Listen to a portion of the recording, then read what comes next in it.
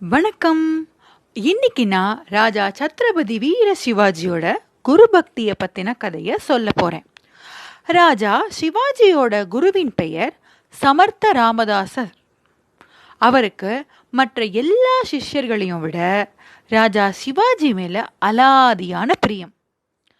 இதனால மற்ற சிஷ்யர்கள் அவரை தவறா புரிஞ்சுக்கிட்டாங்க.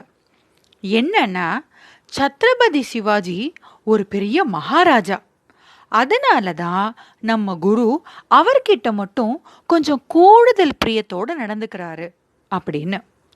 ஆனா இதை தெரிஞ்சுக்கிட்ட குரு சுவாமி சமர்த்த ராமதாசர் சிவாஜியோட உண்மையான குரு பக்திய மற்ற சீடர்களுக்கு உணர்த்த முடிவு பண்ணாரு.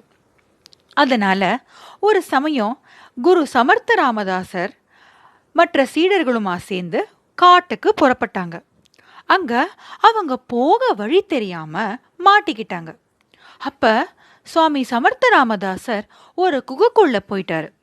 அங்க அவருக்கு திடீர்னு ஏற்பட்ட அடிவயத்துல ஒரு வலியால ரொம்ப துடிச்சாரு.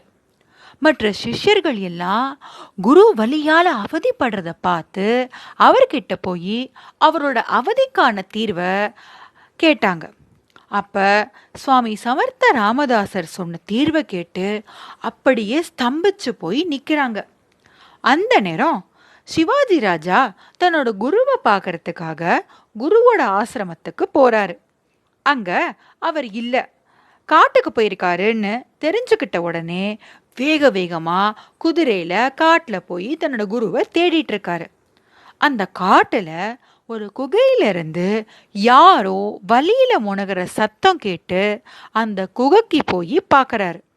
அங்க வலியில துடிக்கிறது தன்னோட குருதான் அப்படின்னு தெரிஞ்சுக்கிட்ட உடனே பதப்பதச்சு வேகமா குருவை வணங்கி குருவோட வலி தீர தான் என்ன செய்யணும்னு பணிவா குரு கிட்டையே போய் கேட்கிறார். அதற்கு சுவாமி சமர்த்த ராமதாசர் தன்னோட வலி தீர ஒரே வழிதான் இருக்கு, ஆனா அது அவ்வளவு சுலபமானது இல்லை அப்படின்னு மறுத்து சொல்லிட்டாரு.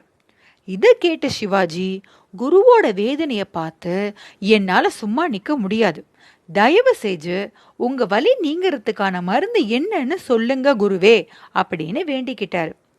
அதற்கு சுவாமி சமர்த்த ராமதாசர் தன்னோட வலி புதிதாக கறக்கப்பட்ட புலிப்பால் குடிச்சாதான் சரியாகும்னு சொன்ன உடனே சிவாஜி ராஜா கொஞ்சம் கூட யோசிக்காம ஒரு பாத்திரத்தை எடுத்துக்கிட்டு குரு கிட்ட உத்தரவு வாங்கிட்டு அங்கிருந்து கிளம்பினாரு.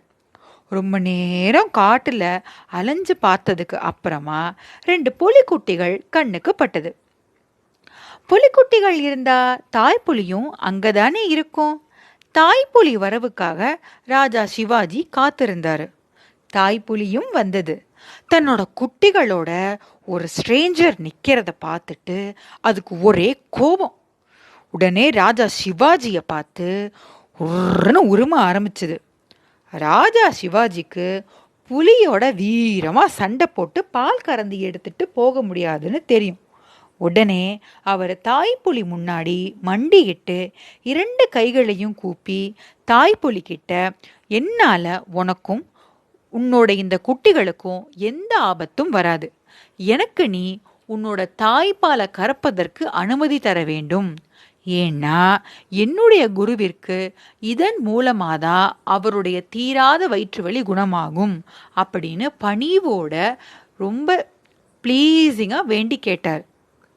அதை கேட்ட உடனே கோபமா இருந்த தாய்ப்புலி சாந்தமா மாறிச்சு.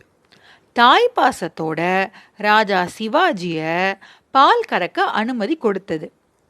அன்பினால சாதிக்க முடியாத விஷயம் ஏதாவது இருக்கா என்ன? பாலை கறந்த உடனே ராஜா சிவாஜி புலிக்கு நன்றி சொல்லிட்டு வேக வேகமா தன் குருவை நோக்கி புறப்பட்டாரு. குருவின் முன்னால புலிப்பால் பாத்திரத்தை வச்சு வணங்கினாரு. அதை பார்த்த சுவாமி சமர்த்த ராமதாசர் மகிழ்ச்சியடைந்து சிவாஜி தலைமையில கை வச்சு நீ நீடூடி வாழ்க என்று வாழ்த்தி ஆசிர்வாதம் பண்ணி மற்ற சீடர்களை எல்லாம் அர்த்தத்தோட ஒரு பார்வை பார்த்தாரு. அப்பதான் மற்ற சிஷ்யர்களுக்கு மகாராஜா சிவாஜியோட உண்மையான குரு பக்தி புரிஞ்சுது.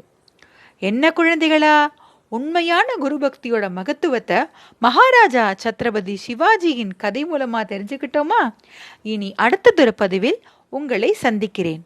நன்றி.